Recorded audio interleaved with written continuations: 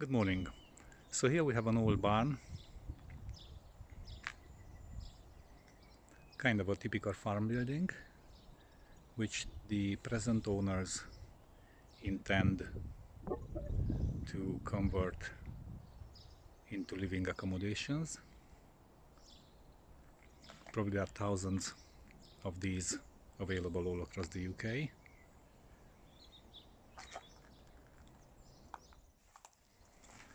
The owners of the building basically asked us to do a survey and assess potentially the extent of the damage and to see what it needs to be done in order to handle the dampness. Here are just various parts of the building, just to give you a flavor.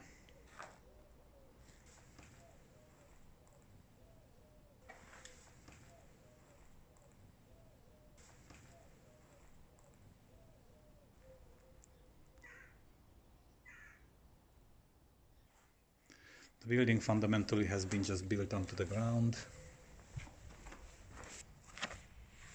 There's no damp-proof course. These are some signs of water ingress here at the bottom, probably a drainage.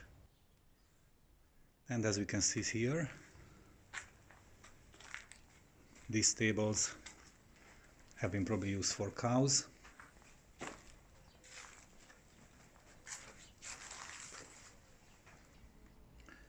What is quite interesting here on the floors,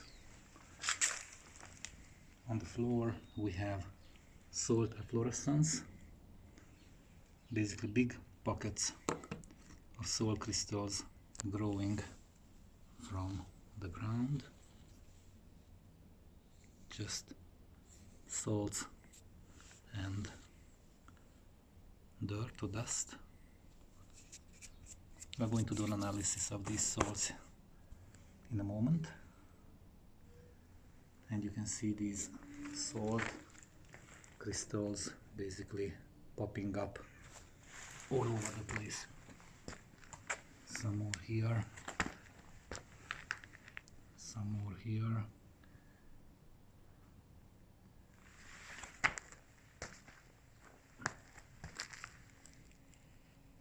some more here,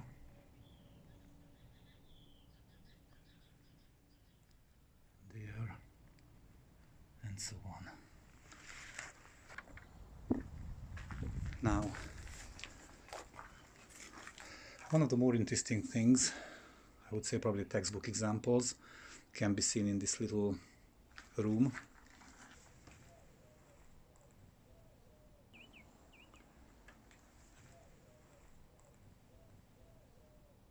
This is an internal wall, so the other side of the wall again is just another part of the barn. And here we can see quite heavy damage of the brickwork. The bricks, big parts of the bricks, chunks of the bricks are missing. Here we see also a previous form of tanking. At some point this wall has been covered, you can see at the bottom, with a cementitious mix of plaster all the way up, which is now pretty much failing. And what is interesting, we see the white fluffy salt heavily crystallized on the surface of the wall. On the bricks, we are talking here at this height, basically probably 3/4 of a meter high. And just to see the extent of the salts coming through, let me try to adjust the light so you can see better.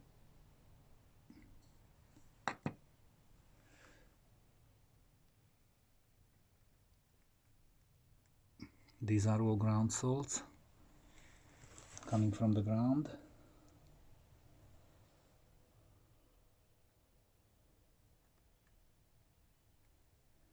See the amount of salts there. This is basically a big part of the brick missing, and then when we zoom in you can see massive chunk of these salts basically coming off. White fluffy stuff. And from here it's like snow.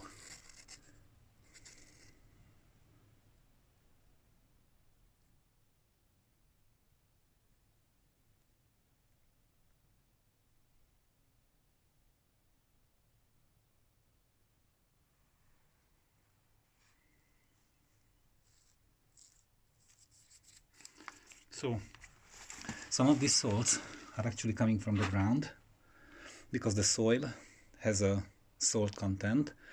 However, sheds and barn conversions, they have a specific situation.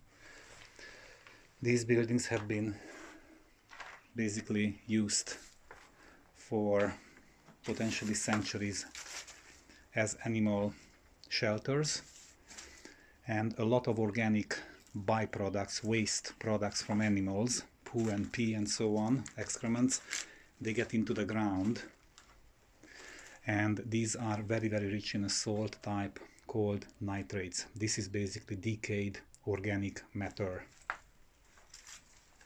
and these are washed away and diluted by the water, by the ground water, and then they are going to end up in the walls, going to actually be drawn up by the capillary action, and they're going to end up in the walls, and when the water evaporates they are going to be left behind as shown here. Here's another chunk.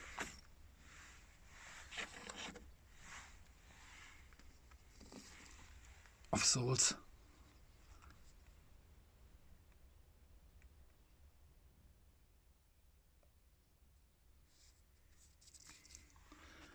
And that becomes a problem because once these salts go into the walls, they start attracting humidity from the substrate, from the wall, and also from the air, and they keep the wall damp and moist by default. So what we are going to do now, we are going to do a chemical salts analysis of the wall to see what type of salts are in the wall, and then based on the results we are going to do some conclusions. I'm going to actually take some salt samples from the wall. So here we have a small recipient. We're just going to actually scrub some salt samples from the wall like this, and also some mortar with some of the salts like this. And we are going to use just plain distilled water. We are going to dilute the salts and find out what is the concentration of salts in the wall. Now, to be very exact, to get an exact measurement, we need to do a proportion of number of grams of samples and milliliters of distilled water. However, for the sake of this video, we're just going to show the concept. For the chemical analysis of the salts, we are going to use chemical strips. We are going to analyze 3 different types of salts. The nitrates, which originate from organic decay, they are very prevalent in farm buildings.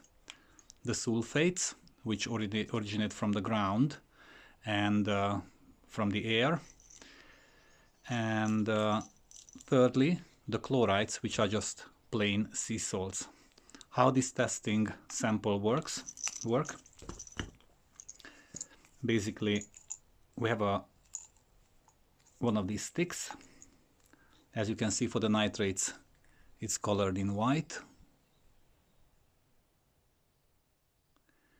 And once we dab it into the salt water and read it after a minute, it will change its color to purple.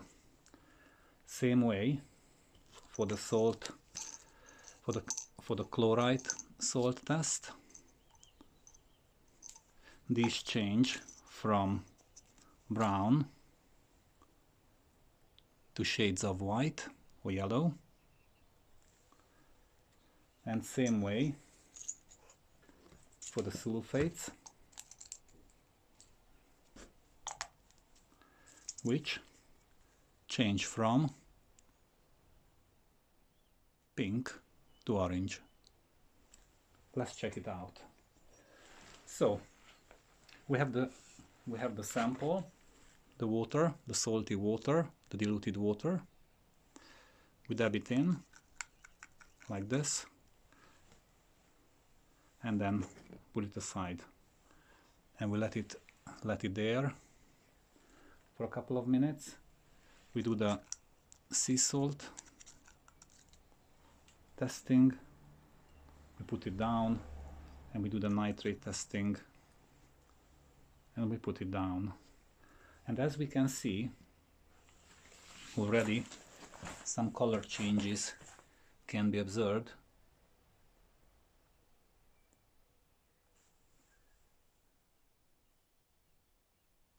This indicates that, for example, here's the nitrate test. Again, we have the nitrate test. From white, it has changed to purple. There are a lot of nitrates in the walls. The chloride test, which again, it changed from brown to yellow.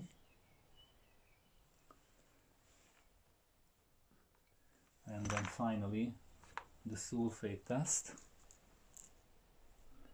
which has changed from pink to orange, indicating the presence of sulfates inside the walls. So, why it is important to know about all these salts in old barn conversions? First of all, because these salts are much more plentiful in these type of buildings due to the history of the building. These have been typically used as animal shelters with a lot of organic decay matter, and they're going to end up ultimately in your walls. Rising damp, capillary action and other mechanisms will draw these up. In this particular case, the salts can easily be seen over a meter high. So you need to know, or your builder need to know about these facts, because when you are going to redecorate the wall, the question is going to arise, what we are going to do. And typically you have two options when you redecorate. You either batten it out and plasterboard it, or you're going to plaster it. When you plaster an old wall, as such, as you want to go for a traditional finish, you must know about the presence of salts, because they break down the lime. The reason why lime is sacrificial is because of the salts to a very large extent. If you just take plain lime and you apply it on these walls as it is, clean it, dust it, apply it on the walls, the salts will keep migrating into the lime. The lime is going to buffer it, but after a few years the lime will break down, and it's going to be an ongoing process. You put the lime on and it's going to break down, it's going to become sacrificial. One of the reasons why like modern builders, they use cement mistakenly on old buildings, like here, this is a cement, very, very hard cement, is because cement is to a large extent salt resistant. However, that's all the positives, because being non-breathable, it locks the moisture into the building fabric and contributes, it lifts the effect, it amplifies the effect of rising damp. It will move it upwards, it will move it sideways, it will just make it worse over time, and eventually it will break down. Now, the ideal solution to this is, if you want to go down the plastering way, to use a probably 5mm salt resistant lime plaster. We have a Roman type of mortar called Rinzaffo MGN, which actually does exactly that. Use 5 millimeters of this on the surface, or a minimum 5 millimeters on the surface, and this will act as a soil barrier, keeping the wall breathable, and it will not let the soils ruin your finish. So you can apply on top of that a normal lime, and then it will last a lot longer. Option number 2. If you want a more modern finish, or I would probably say to some extent a less costly option, would be to take the wall back to the brick, get rid of all the loose bits and all the old plasters, and after that batten the wall out and apply plasterboard. Now what is interesting, a lot of builders often they dot and dab the plasterboard. They use large glue patches on the walls and press the plasterboard against the walls. This is an error. It should never ever be used in all buildings, because the glue acts as an interface. It will draw the soils up. The soils can migrate through the glue from the wall fabric into the plasterboard, and you're going to actually have damp patches, or which are soils related, or condensation patches. When you go into an old building, you can see on the walls this type of regular patches, hazy patches in places, is because of the plasterboard has been dot and dabbed, which is a mistake. It should never happen. Instead, the plasterboard must be mounted on battens, then screwed on the walls, leaving an air gap behind. You can also use insulated plasterboard if you want to make the building warmer, or there are other options as well. And then skim it, paint it, and then you have a nice warm building. The wall in the back, you have an air gap, it lets the wall breathe to some extent, and then we have the finish, and the soils are completely separated from the finish, so they cannot ruin the plaster. When the building fabric is very, very crumbly, like in some of these cases, we can see how crumbly this is. Again, the use of that Rinzaffo MGN plaster is recommended. You can apply a few millimeters in order to consolidate the wall.